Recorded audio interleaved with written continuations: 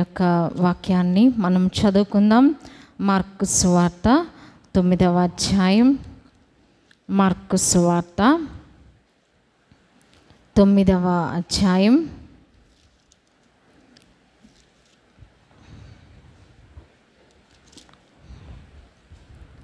ఇందులో కొన్ని వచనాలు మనం చదువుకుందామండి. మార్కు సువార్త 9వ అధ్యాయము 17వ వచనము అందరము కలిసి చదువుకుందాం. మార్కు సువార్త 9వ అధ్యాయం, పేజ్ నెంబర్ 39 అండి. 9వ అధ్యాయము 17వ వచనం. జనసమూహములలో ఒకడు, బోధకుడా, మోగదయ్యము పట్టిన నా కుమారుని నీ యొద్దకు తీసుకుని వచ్చితిని. ప్రార్థన. దయగల మా తండ్రి, పరిశుద్ధ మీకు వందనములు. ఈ దినము మీ యొక్క వాక్యము తండ్రి మాకు బోధించండి, నేర్పించండి. ఏమైతే మాకు సిద్ధపరిచారో వాటిని మాకు వివరముగా తండ్రి అందచేయమని ప్రార్థిస్తూ ఉన్నాం. తండ్రిని మీ మాటలను వినగలిగే చెవులు మాలో ప్రతి ఒక్కరికి దయచేయండి. సాతాను దాని క్రియలను లయపరచండి. పరిశుద్ధాత్మ శక్తి చేత నన్ను ఇక్కడ చేరి వచ్చిన ప్రతి బిడ్డను మీరే నింపుమని యేసు నామమున ప్రార్థించి వేడుకొంచున్నాం తండ్రి, ఆమేన్. సో మనకి తెలుసు, నిన్నటి దినం మనం ఏం చెప్పుకున్నామండి? బలహీనపరిచే దెయ్యము అంటే మనకి బలహీనతలు, అనారోగ్యాలు ఇహలోక సంబంధంగానే కాదు, కానీ మరి దురాత్మల ద్వారా కూడా బలహీనతలు వస్తాయి. సో వాటి నుంచి విడుదల పొందాలి అంటే మనము ఏం చేయాలి? నడుము వంగిపోయిన స్త్రీని మనం జ్ఞాపకం చేసుకున్నాం. ఏ విధంగా దేవుని సన్నిధికి వచ్చడం ద్వారా ఆమె విడుదల పొందారు అనే విషయాలు మనం జ్ఞాపకం చేసుకున్నాం.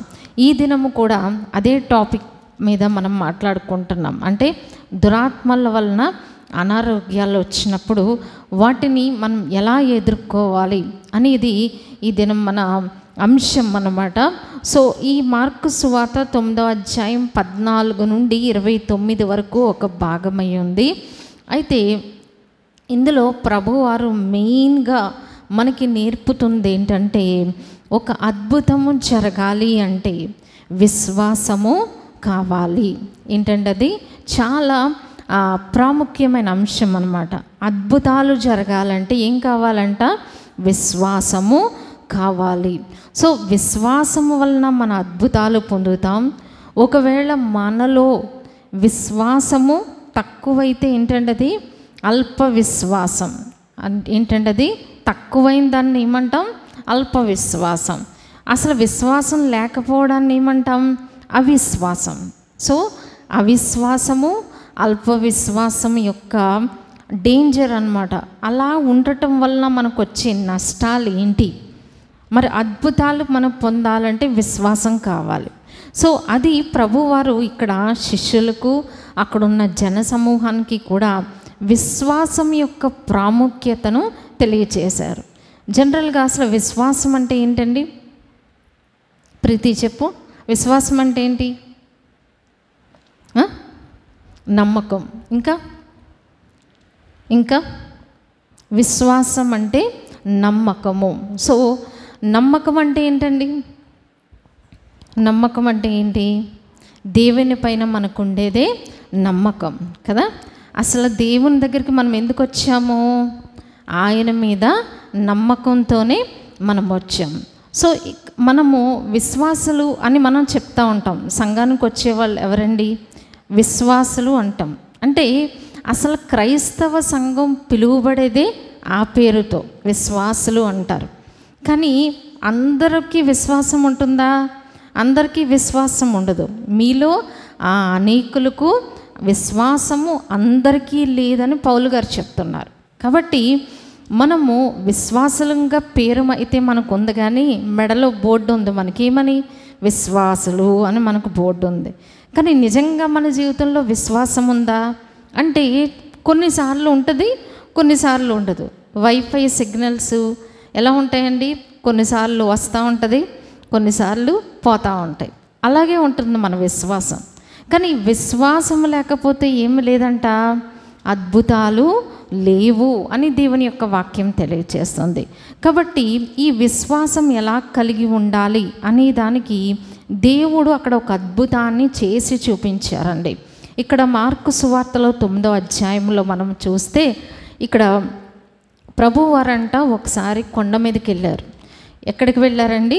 కొండ మీదకి వెళ్ళారు. అక్కడ కొండ మీదకి వెళ్ళినప్పుడు 3 శిష్యులను, యేసు ప్రభుకి ఎంతమంది శిష్యులండి? 12 మంది శిష్యులు. కానీ యేసు ప్రభువుతో క్లోజ్గా ఉండేవాళ్ళు, చాలా దగ్గరగా ఉండేవాళ్ళు ఎంతమంది? 3 12 మందిలో 3 విశ్వాసులే ప్రభువుతో చాలా క్లోజ్ కాంటాక్ట్ అన్నమాట. వాళ్ళ పేర్లు ఏంటండి? పేతురు, యోహాను, యాకోబు. ఈ యోహాను, యాకోబు అన్న వాళ్ళు అన్నదమ్ములు అన్నమాట. పేతురు గారు వేరు, యోహాను, యాకోబు. వీళ్ళ 3 కూడా దేవునితో చాలా క్లోజ్గా ఉంటూ ఉండేవారనమాట. సో ఒకానొక దినాన యేసు ప్రభు కొండ మీదకి వెళ్ళారంట. కొండ మీదకి వెళ్ళి ఆ 3కి కూడా ఒక స్పెషల్ ప్రత్యక్షతను దేవుడు దయచేశారు. ఏంటి అది? మనందరికీ తెలుసు, రూపాంతర అనుభవం. అంటే యేసు ప్రభు తన్ని తాను వాళ్ళకి బయలుపరుచుకున్నారు. ఆయన యొక్క మహిమను వారికి బయలుపరుచుకున్నారు. సో మన జీవితంలో కూడా మరి దేవుని యొక్క మహిమ మనకి తెలియాలంటే దేవునితో ఎలా ఉండాలండి? మనం క్లోజ్ కాంటాక్ట్, అంటే ఆయనతో మన సంబంధం దగ్గరగా. మన సీక్రెట్స్ ఎవరికి చెప్తామండి? ఎప్పుడన్నా కలుసుకున్న వాళ్ళతో సీక్రెట్స్ చెప్తామా? వాళ్ళకి చెప్పం కదా. ఎవరికి చెప్తాం? మనకెవరు నమ్మకస్తులో వాళ్ళకే మన యొక్క రహస్యాలన్నీ మనం చెప్పుకుంటాం. యేసు ప్రభు అంతే. ఆయన ప్రత్యక్షతలు ఎవరికి తెలియచేస్తారంట? ఆయనతో ఎవరైతే అన్యోన్య సహవాసం అని దేవుని యొక్క వాక్యంలో ఉంది. సో అన్యోన్య సహవాసం కలిగి ఉంటారో వారికే దేవుడు తన ప్రత్యక్షతలు బయలుపరుస్తూ ఉంటారు. ఓకే అండి. సో వీళ్ళు 3 కొండ మీదకి వెళ్ళిపోయారు యేసు ప్రభువుతో. మిగిలిన ఎంతమంది ఉన్నారండి? కింద 9 మంది కింద ఉన్నారనమాట. సో ఈ రూపాంతర అనుభవం అంతా అయిపోయింది. వాళ్ళు కొండ దిగి వచ్చేస్తూ ఉంటే చాలా గందరగోళంగా ఉందంట. యేసు ప్రభు వచ్చేసరికి ఎలా ఉందండి? కింద పరిస్థితి చాలా గందరగోళంగా, చాలా జనసమూహము, వాళ్ళందరితో శిష్యులు మాట్లాడడం, వాళ్ళందరూ శిష్యులతో వాదించడం, శిష్యులు వాళ్ళతో వాదించడం, ఇదంతా ప్రభువారు చూసి అసలు ఏం జరుగుతుంది ఇక్కడ అని అడిగారంట. అడిగితే అంతలో ఒక అతను వచ్చి అన్నాడు, ఒక తండ్రి అన్నమాట అతను, నాకు ఒక చిన్న బిడ్డ ఉన్నాడు, ఆ చిన్న బిడ్డకి ఏం పట్టిందండి? మనం చదువుకున్నాం కదా, లూకా సువార్త 9వ అధ్యాయంలో మనం చదువుకున్నాం. పరిశుద్ధుడైన మార్కు సువార్త 9వ అధ్యాయం, మార్కు సువార్త 9వ అధ్యాయంలో మనం చదువుకున్నాం కదా. 17వ వచనంలో ఏమంటున్నారండి? మోగదయ్యం పట్టిన నా కుమారుని నీ వద్దకు తీసుకొని వచ్చేదిని. సో ఒక అతను ఉన్నాడు, అతనికి ఒక అబ్బాయి ఉన్నాడు. అంటే అబ్బాయి అంటే 15 సంవత్సరాల లోపు పిల్లవాడు అనమాట. సో అతనికి ఏం పట్టిందండి? మోగ దెయ్యము. సో నిన్న మనం చెప్పుకున్నాం, దెయ్యాలు ఏం చేస్తాయండి? బలహీనతలు కలుగు చేస్తాయి. నిన్న మనం చూసిన సందర్భంలో ఆమెకి ఏం పట్టింది? బలహీనపరిచే దెయ్యం పట్టడం వలన ఆమెకు బలహీనత కలిగింది. ఇక్కడ ఈ దెయ్యానికున్న క్యారెక్టర్ ఏంటంటే అది మోగదయ్యం. సో మోగదయ్యం పడితే ఆటోమేటిక్గా వ్యక్తికి ఏమొస్తుంది? మోగతనం వస్తుంది అనమాట. అంటే ఆ వ్యక్తి మాట్లాడలేడు. సో ఇలా పెట్టినప్పుడు పట్టిందంట. ఇంకా కొన్ని క్యారెక్టర్స్ చెప్తున్నారు దెయ్యం యొక్క పరిస్థితి. మనం ఇక్కడ చూస్తే ఏముందండి? అది ఎక్కడ వాణిని పట్టునో అక్కడ వాణిని పడద్రోయును, అప్పుడు వాడు నొరుగు కార్చుకొని పండ్లు కొరుక్కొని మూర్చిల్లును. దానిని చాలండి. అక్కడ ఈ దెయ్యము మోగతనమే కాదు, ఇంకేం చేస్తుందంటే అండి, ఎక్కడ పట్టునో అక్కడ వాణిని పడద్రోయను. చూడండి, ఇది ఎంత భయంకరమైన పరిస్థితి. అంటే కొన్ని సమయాల్లో ఆ దెయ్యం వస్తుంది అనమాట, కొన్నిసార్లు ఏం చేస్తూ ఉంటాయి, కొన్ని దెయ్యాలు చాలా మొండి దెయ్యాలు అన్నమాట. దెయ్యాలు రావడం ఈజీ, కానీ వాటిని వెళ్ళగొట్టడం చాలా కష్టం. కొన్నిసార్లు అవి వెళ్ళవన్నమాట, వెళ్ళినట్టుగా వెళ్ళి మళ్ళీ వచ్చేస్తూ ఉంటాయి. మరి ఈ దెయ్యం కూడా ఏం చేసేదంట, అప్పుడప్పుడు ఈ అబ్బాయి దగ్గరకు వచ్చేది. వచ్చినప్పుడు ఏం జరిగేదంట అండి, వెంటనే కింద పడద్రోసేసిన తర్వాత అక్కడ ఏం జరిగేదంట, అప్పుడు వాడు నురుగు కార్చుకొని పండ్లు కొరుకుకొని మూర్ఛిల్లును. ఏమవుతున్నాడు అబ్బాయి, కొలాప్స్ అయిపోతున్నాడు, నోట్లోంచి నొరగొచ్చేస్తుంది, మూర్ఛిల్లిపోతున్నాడు. అంటే అన్కాన్షియస్, అంటే స్పృహలో లేడనమాట. అంటే తనకి ఏమీ కూడా ఇంకా అర్థం కాదు, పిలిచినా పలకడు. ఒక రకంగా మనకి ఈజీగా అర్థం అవ్వాలంటే కోమా స్టేజ్ అనమాట. కోమాలోకి వెళ్ళిపోయారంటారు కదా, అంటే మనం పిలిచినా పలకరు, మనము ఎంత వాళ్ళని రెస్పాన్స్ ఉండదన్నమాట. అలాంటి పరిస్థితి ఆ అబ్బాయిది. సో ఈ తండ్రి ఏం చేశాడంట, కింద ఎంతమంది శిష్యులు ఉన్నారని చెప్పుకున్నాం, 9 మంది శిష్యులు ఉన్నారు. వాళ్ళ దగ్గరికి తీసుకొచ్చి ఏమన్నారంట, మరి ఈ దెయ్యాన్ని కొంచెం వెళ్ళగొట్టండి అంటే వాళ్ళ వల్ల అవ్వలేదంట. అది అక్కడ జరిగే డిస్కషన్ అనమాట, ఆర్గ్యుమెంట్ జరుగుతుంది, వివాదం జరుగుతుంది. యేసుప్రభు వారు పైనుండి వచ్చేసరికి పరిస్థితి ఏంటండి, అక్కడున్న జన సమూహంతో వాదోపవాదాలు జరుగుతున్నాయి ఈ 9 మంది శిష్యులకి. ఎందుకని, ఈ దెయ్యాన్ని వాళ్ళు వెళ్ళగొట్టలేకపోయారనమాట. అది అక్కడ ఆర్గ్యుమెంట్ జరుగుతుంది. అప్పుడు ప్రభువారు వచ్చారు. ఏంటి అసలు ఏం జరుగుతుందంటే ఈ పరిస్థితి అంతా ఇవి తండ్రి వివరిస్తున్నాడు అనమాట. సో ఆ తర్వాత ఏం జరిగిందండి, మరి మనం చూస్తే 19వ వచనం అండి, మార్కు సువార్త 9వ అధ్యాయము 19వ వచనము. అందుకైన విశ్వాసము లేని తరం వారులారా, నేను ఎంతకాలం మీతో నుందును, ఎంతవరకు మిమ్మల్ని సహింతును. చాలండి, ఇక్కడ ప్రభువు వారు ఒక గద్దింపును మనం చూస్తున్నాం. ఈ 9 మంది శిష్యులను ఏమంటున్నారండి, విశ్వాసము లేని తరము వారులారా.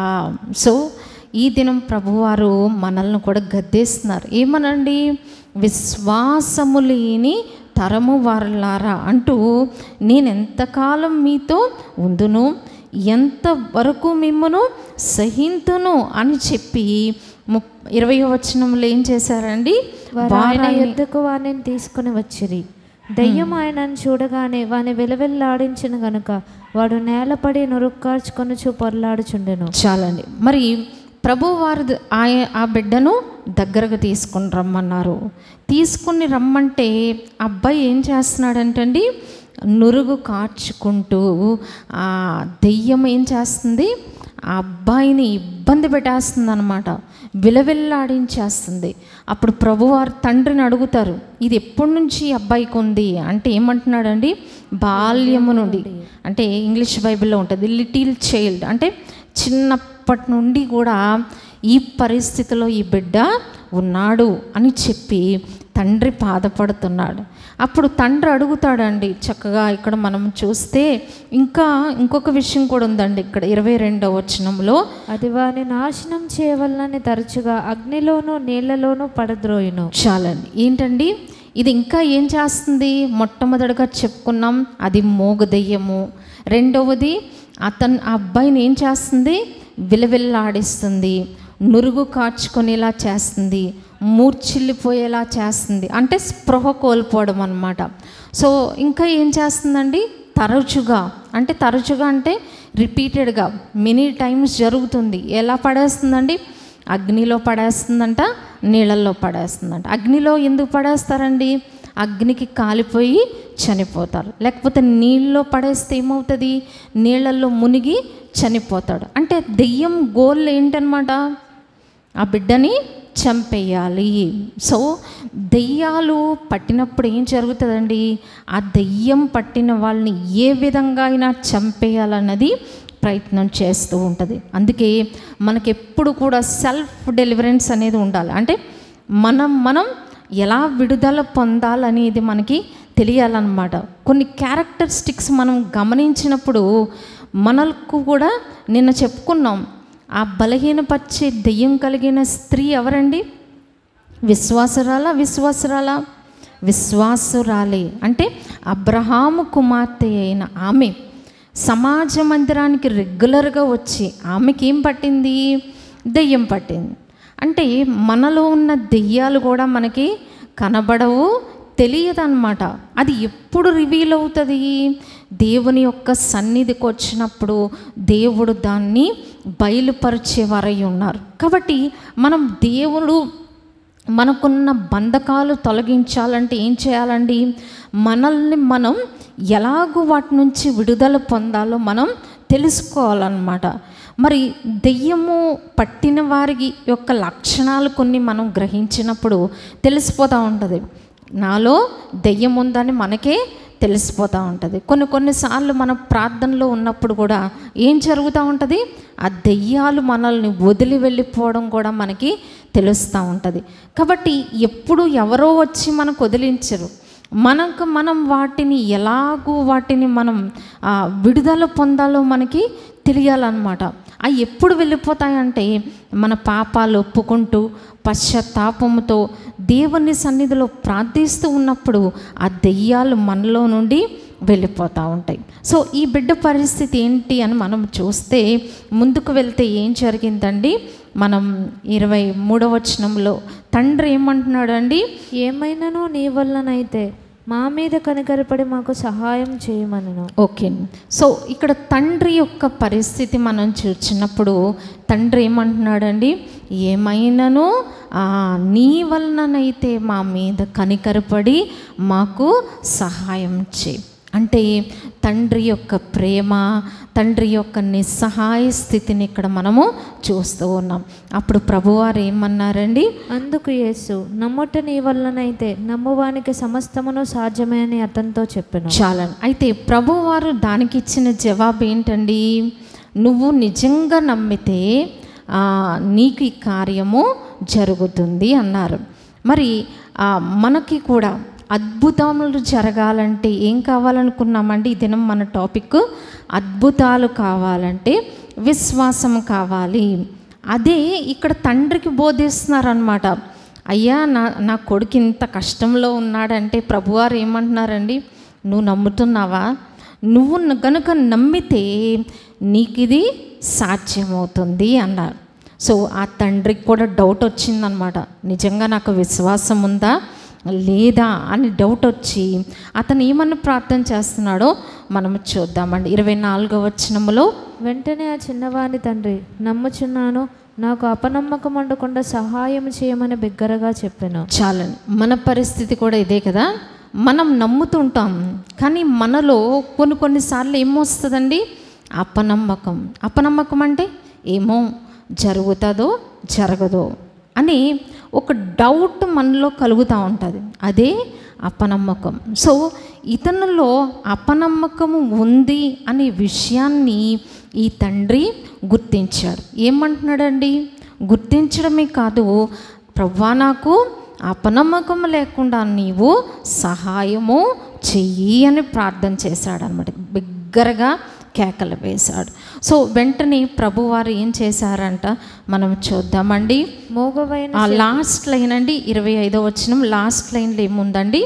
అపవిత్రాత్మను గద్దించెను. సో ఎప్పుడైతే ప్రభువారు అపవిత్రాత్మను, అతనిలో ఉన్న అపవిత్రాత్మను గద్దించారో ఏం జరిగిందంటండి? అది కేక వేసి విలవిలలాడించి వదిలిపోయినట్లుగా మనం చూస్తూ ఉన్నాం. సో ఈ సందర్భం అంతా మనకు అర్థమైంది అని నేను అనుకుంటున్నాను. ముఖ్యంగా ఇక్కడ ప్రభువారు టీచ్ చేసే లెసన్ ఏంటంటే, విశ్వాసము అద్భుతాలు జరగాలంటే ఏం కావాలండి? విశ్వాసము కావాలి. సో విశ్వాసం యొక్క ప్రాముఖ్యతను ఇక్కడ తెలియచేస్తూ ఉన్నారు. అంటే మనకొచ్చే బలహీనతలు, మనకొచ్చే క్లిష్ట పరిస్థితుల నుండి ఒక అద్భుతాన్ని మనం చూడాలి అంటే ఏం కావాలండి? దానికి నెససరీ ఐటమ్ ఏంటండి? విశ్వాసము. సో ఇతనిలో విశ్వాసము లేదు అని ప్రభువారు తెలియజేశారు. ఇంకెవరిలో లేదండి విశ్వాసము? మనం ముందు చెప్పుకున్నాం కదా, 9 మంది శిష్యుల్లో విశ్వాసం లేదు. అందుకని వాళ్ళని ఏం గద్దించారు? విశ్వాసము లేని తరము వారలారా అని వారిని గద్దించారు. తండ్రిని ఏమంటున్నారు? నువ్వు నమ్మితే నీకు సాధ్యము అని చెప్తున్నారు అన్నమాట. సో మనకి విశ్వాసము ఇది ఉంటేనే అద్భుతాలు జరుగుతాయి. సో ఇంకా ఇక్కడ తర్వాత ఇంకా కొంచెం ఉందండి. మరి ఈ పరిస్థితి అంతా అయిపోయింది, బిడ్డ బాగా అయిపోయాడు, వెళ్ళిపోయాడు. అప్పుడు మళ్ళా శిష్యులు వచ్చారంట ప్రభు దగ్గరికి. ప్రభువా, అసలు ఎందుకు మేము ఆ దెయ్యాన్ని వెళ్ళగొట్టలేకపోయాము అనే డౌట్ వచ్చిందనమాట. అంటే ప్రభు వారు ఇచ్చిన జవాబు ఏంటండి? 29వ వచనములో, అందుకు ఆయన, ప్రార్థన వల్లనే కానీ మరి దేని వల్ల నేను ఈ విధమైనది వదిలిపోవటం అసాధ్యమని వారితో చెప్పాను. చాలండి. ఇక్కడ మనం చూస్తే 2 అనేసి కింద ఏముందండి? ఉపవాసము. అంటే ప్రభు వారు ఇక్కడ నేర్పించిన విషయం ఏంటంటే, ప్రభా మేము ఎందుకు దాన్ని జయించలేకపోయాము అంటే ప్రభు ఇచ్చిన జవాబు ఏంటండి? ఉపవాసము వలనని. సో కష్టమైన పరిస్థితులకి పరిష్కారం ఏంటండి? ప్రార్థన, ఉపవాసము. అంటే మనం ఉపవాసం చేస్తూ ప్రార్థన చేయకుండా ఉంటే ఎలా ఉంటుందంట? ఒక ఆయన చెప్తున్నారనమాట, ఉపవాసం ఉంటాం, ఇవాళ 3 గంటల వరకు ఉపవాసం ఉంటాం అనుకున్నాం అనమాట, కానీ ప్రార్థన చేయట్లే. 3 గంటల వరకు కటిక ఉపవాసం ఉన్నాం. దాన్ని ఏమంటారంట? నిరాహార దీక్ష అంటారంట. చాలాసార్లు మనం రాజకీయాల్లో ఏం చేస్తారండి? నిరాహార దీక్షలు చేస్తారు. అంటే దానివల్ల మనకి ఉపయోగం ఉండదు. అంటే మనం క్వాలిటీ టైం దేవునితో మనం గడపాలి. ఉపవాసం ఉంటున్నాం 3 గంటల వరకు అంటే అట్లీస్ట్ 1 గంటన్నా మనం దేవుని సన్నిధిలో మరి పని కట్టుకొని కూర్చొని ప్రార్థన చేయాలి. అప్పుడే దానివల్ల మనకి ఫలితం. లేకపోతే ఎలా ఉంటుందండి? నిరాహార దీక్షలాగే రాజకీయ నాయకుల్లాగా మనం కూడా వారికి మనకి తేడా ఏముండదు అనమాట. సో అంటే క్లిష్టమైన సమస్యలు, అద్భుతాలు జరగాలంటే ఏం కావాలండి? విశ్వాసం కావాలని ఈ పాఠం ఎవరికి నేర్పారండి? అక్కడున్న జన సమూహాలకి నేర్పించారు, శిష్యులకి కూడా నేర్పించారు. సో అయితే ఇంత ప్రాముఖ్యమైన విశ్వాసం అసలు మనకి ఎలా పొందగలం? విశ్వాసం అంటే మనం చెప్పుకున్నాం కదా, విశ్వాసం అంటే ఏంటండి? ప్రీతి చెప్పింది ఏంటండి? దేవుని పైన ఉన్న నమ్మకం. అసలు ఈ నమ్మకం మనకి ఎలా వస్తుంది? దానికి జవాబు కూడా దేవుని యొక్క వాక్యంలో ఉంది. ఏంటండి? వినుట వలన విశ్వాసం కలుగును. ఆ మాట ఏ మాటలు వినాలి? ముసలం ముచ్చట్లండి, వాళ్ళ మీద వీళ్ళ మీద చెప్పుకునే విషయాల, లోకవార్తల, ఏం మాటలు వింటా ఉంటే మనకు విశ్వాసం వస్తుందంట? క్రీస్తును గూర్చిన మాట. సో ప్రాబ్లం ఇక్కడే ఉంది, దానికి జవాబు కూడా ప్రభువారు చెప్పారు. వినుట క్రీస్తును గూర్చిన మాట వలన కలుగును. సో విశ్వాసం రావాలి అంటే దేవుని యొక్క మాటలు మనం వింటూ ఉండాలన్నమాట. వింటూ ఉంటే మనకేమొస్తుంది? విశ్వాసం వస్తుంది. ఒకవేళ మనలో విశ్వాసం ఎలా ఉంటుందంటే అప్ అండ్ డౌన్స్ ఉంటాయి అన్నమాట. మనకు ఒకవేళ మనకి దేవుడు మన ప్రార్థన ఆలకించాడు అనుకోండి, గ్రాఫ్స్ గీస్తాం కదా, మన గ్రాఫ్ పైకి వెళ్ళిపోతుంది అనమాట. అంటే చాలా మనం ఉజ్జీవంగా ఉంటాం. మనం అనుకున్న కార్యం జరగలే, మన ప్రార్థన నెరవేరలే, అప్పుడు ఏమవుతుంది? మళ్ళీ కిందకు వచ్చేస్తాం. అంటే మన జీవితంలో ఏముంటూ ఉంటాయి? అప్ అండ్ డౌన్స్ అనమాట. ఒకసారి పైకి వెళ్ళిపోతూ ఉంటాం, ఒక్కోసారి కిందకు వచ్చేస్తూ ఉంటాం. సో ఈ విశ్వాసం ఇప్పుడు కూడా మనం ఏం చేయాలి? కాన్స్టెంట్గా దాన్ని మనం కాపాడుకోవాలి. దాన్ని మనం, అందుకే అపోస్తలులు, దేవుని శిష్యులు దేవుణ్ణి అడిగారంట. ఏమని అడిగారండి? ప్రభువా, మా విశ్వాసమును అభివృద్ధి చేయము. అంటే ఫర్ ఎగ్జాంపుల్ విశ్వాసం అంటే ఒక మొక్కలాగా మనం అనుకుందాం. ఆ మొక్కకి ఏం చేయాలండి? రోజు మనం నీళ్ళు పెట్టాలి, అప్పుడే అది ఫ్రెష్గా ఎదుగుతూ ఉంటుంది అన్నమాట. మనం నీళ్ళు 2-3 రోజులు, ఒక రోజు పోయలేదు అనుకోండి, అదేదో కొంచెం అలాగా ఉంటుంది. 2-3 రోజులు నీళ్ళు పోయకుండా ఉంటే ఏమవుతుందండి? వాడిపోతూ ఉంటుంది. మన విశ్వాసం అంతే. దేవుని మాటలు వినకుండా, దేవునితో మనం సరైన సంబంధం లేకుండా ఉంటూ ఉంటే విశ్వాసం గ్రాడ్యువల్గా ఏమవుతుందండి? రోజు రోజుకి తగ్గిపోతూ ఉంటుంది అన్నమాట. సో రోజు మనం ఈ విశ్వాసాన్ని ఏం చేయాలండి, పెంపొందించుకోవాలి. సో కొన్నిసార్లు మనలోకి ఏమొచ్చేస్తుంది, అపనమ్మకము, అవిశ్వాసం వచ్చేస్తుంది. కానీ అపనమ్మకం వస్తే, అవిశ్వాసం వస్తే ఏం జరుగుతుందో దేవుని యొక్క వాక్యం తెలియజేస్తుందండి. మత్తయి సువార్త 13వ అధ్యాయం 58వ వచనం. మత్తయి సువార్త 13వ అధ్యాయం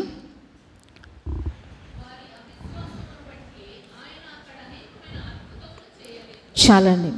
అవిశ్వాసం ఉంటే ఏముండదంట, అద్భుతాలు జరగవు. సో మన విశ్వాసము, నిన్న చాలా విశ్వాసంగా ఉన్నాం, ఇవాళ కూడా అదే విశ్వాసంలో మనం ఉండాలన్నమాట. అంటే మనకున్న పరిస్థితులను బట్టి, మనకున్న కష్టాలను బట్టి ఏమవుతూ ఉంటాం, కృంగిపోతూ ఉంటాం, మన విశ్వాసము తగ్గిపోతూ ఉంటుంది. కాబట్టి మరి శిష్యులు ఏం చేశారు, ప్రభువా మా విశ్వాసాన్ని వృద్ధి చేయనాయనా. మనం కూడా ఏం చేయాలండి, విశ్వాసం కాపాడుకోవడానికి ఏం చేయాలి? విశ్వాసం గురించి అసలు మనం ఎప్పుడన్నా ప్రార్థన చేశామా? ప్రభువా నాకు విశ్వాసం దయచేయనాయనా. ఎన్నో అడుగుతూ ఉంటాం రోజు దేవుణ్ణి, కానీ విశ్వాసం కావాలి తండ్రి అని మనం అడుగుతున్నామా? అందుకే ప్రభువారు ఏమన్నారు, మొదట నా రాజ్యము నా నీతి అన్నారు. అంటే మనం ఇవన్నీ ప్రభువుని అడుగుతూ ఉండాలి. ప్రభువా నాకు విశ్వాసం దయచేయి, సరిపడినంత విశ్వాసం నాకు దయచేయి అని మనము ప్రార్థన చేయాలి. సో ఇతనిలో, ఈ తండ్రిలో అపనమ్మకం ఉంది. ఈ అపనమ్మకము ఇక్కడ ముగ్గురిని మనం చూస్తున్నాం. విశ్వాసము లేకపోతే అద్భుతము లేదు, ఫస్ట్ది. రెండవది, శిష్యులకు విశ్వాసము లేదు. అందుకే ప్రభు ఏమన్నారు, విశ్వాసము లేని తరము వారలారా అన్నారు. దానికి పరిష్కారం ఏం చెప్పారండి ప్రభువారు? ఏం చెప్పారండి? ప్రార్థన, ఉపవాసము. సో ఈ ఉపవాసము, ప్రార్థన చేయడం, ఉపవసించి ప్రార్థన చేయడం అనేది మన జీవితంలో ఒక రెగ్యులర్ హ్యాబిట్గా ఉండాలి. అంటే ఒక క్రమమైన పద్ధతిలో మనం ఉపవాస ప్రార్థనలు మనం కలిగి ఉండాలి. సో మనం ఈ ఉపవాసము, ప్రార్థన రెండు చేసినప్పుడు ఏమొస్తుందండి, విశ్వాసము కలుగుతుంది. మూడవదిగా తండ్రిలో ఏముందండి, అపనమ్మకం. అపనమ్మకం ఇప్పుడు మనలో సర్టెన్ టైమ్స్ అపనమ్మకం వస్తుంది. సో దాన్ని ఎలా జయించాలి? ఈ తండ్రి ఏం చేశాడండి, నాకు అపనమ్మకం ఉండకుండా సహాయము చేయమని కేకలు వేశాడు. మనం కూడా ఏం చేయాలి, అపనమ్మకం వచ్చినప్పుడు ఏం చేయాలండి, ప్రభువా నాలో అపనమ్మకం వస్తుంది, అది మనం ఫస్ట్ గుర్తించాలి. నాలో అపనమ్మిక వచ్చింది, సందేహం వచ్చింది అనేది మనం గుర్తించి ఏం చేయాలి, ప్రభువా నాకు అపనమ్మకము లేకుండా సహాయము చేయము నాయనా అని మనము ప్రార్థన చేయాలి. కాబట్టి ఈ యొక్క విషయంలో మనకొచ్చే బలహీనతలు లోకానుసారమైన బలహీనతలే కాదు, అపవాది దురాత్మలు కూడా ఏం తెస్తాయండి, బలహీనతలు, రోగాలు కలుగు చేస్తూ ఉంటాయి. నిన్న మనం జ్ఞాపకం చేసుకున్నాం, నడుమొంగిపోయిన స్త్రీ ఏం చేసిందండి, క్రమం తప్పకుండా దేవుని మందిరానికి వచ్చింది, ఆయన బోధ విన్నది, ఆయన మాట విన్నది, ఆయన్ని మహిమపరిచింది. కాబట్టి దేవుడు ఆమెకు విడుదల కలుగు చేశారు. సో ఈ దినం కొన్ని బలహీనతల నుంచి మనం విడుదల పొందాలంటే ఏముండాలంట, ఉపవాస ప్రార్థనలు ఉండాలి, విశ్వాసం ఉండాలి. అద్భుతము జరగాలంటే ఏముండాలండి, విశ్వాసం ఉండాలి. ఇక్కడ మనం చూసాం, కొన్ని పట్టణాలకు ఆయన వెళ్ళినప్పుడు అద్భుతాలు చేయలేదంట. ఎందుకు చేయలేదంటున్నారు? మనం చదువుకున్నాం కదా, అక్కడ అవిశ్వాసం ఆయన చూచారు. అందుకే విశ్వాసం లేకుండా దేవునికి ఇష్టడై ఉండట అసాధ్యము. మనకి దేవునికి ఇష్టంగా ఉండాలి అంటే ఫస్ట్ ఆఫ్ ఆల్ మనకు కావాల్సింది ఏంటండి, విశ్వాసము. సో మనం విశ్వాసం ఉంటేనే అద్భుతాలు పొందగలం. కాబట్టి మన జీవితంలో ఈ దినం మన ప్రేయర్ పాయింట్ ఏంటండి, విశ్వాసం కావాలి. మరి అపనమ్మకం, అవిశ్వాసం వచ్చినప్పుడు ఏం చేయాలి, ప్రార్థన చేయాలి. ప్రభువా నాలో అపనమ్మకం ఉండకుండా చేయండి. శిష్యుల యొక్క అవిశ్వాసాన్ని ఎలా జయించారండి, ఉపవాస ప్రార్థన. అలాగే మనకి ఇంత విశ్వాసం ఉందనుకున్నాం, దాన్ని ఏం చేయమని కోరాలి ప్రభువుని, వృద్ధి చేయమని కోరాలి. అంటే ఇవాళ 10 రూపాయలు ఉందనుకోండి, రేపు 20 రూపాయలు, తర్వాత 30 రూపాయలు. అలా మన విశ్వాసం గ్రాడ్యువల్గా ఏం చేయాలండి? వృద్ధి పొందించుకోవాలి. సో మనం ఒక వీడియో చూద్దామండి. ఈ దినం మనం చెప్పుకున్న వాక్యము మనం చూద్దాం ఒకసారి. మార్కు సువార్తలో మనం విన్నాం.